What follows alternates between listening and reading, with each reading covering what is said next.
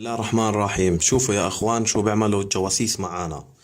هذا سامسونج جالاكسي اس 5 شغال مثل ما تشوفوا. اول شي بنطفي التليفون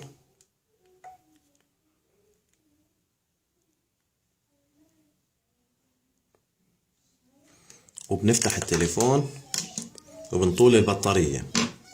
هاي البطارية بعدها تليفون جديد. هذا بأغلبية التليفونات السامسونج والايفون. شوفوا شو جوا البطارية. بتفتحوا البطارية ما بتخرب البطارية.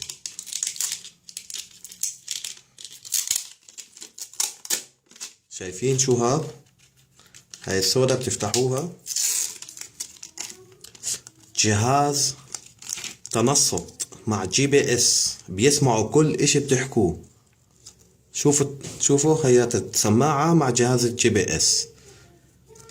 بتشيلها يعني ما تخافوا البطارية ما بتخرب. هاي هون تبعوا البطاريات وهيها هون موصلة في الكهرباء عشان يتنصتوا علينا ويتجسسوا.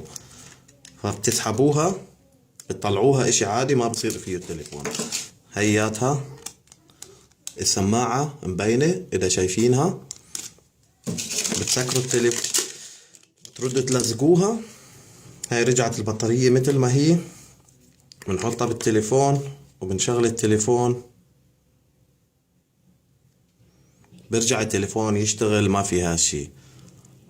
رجاء نشر هذا الفيديو عشان الكل يعرف كيف بتنصتوا علينا.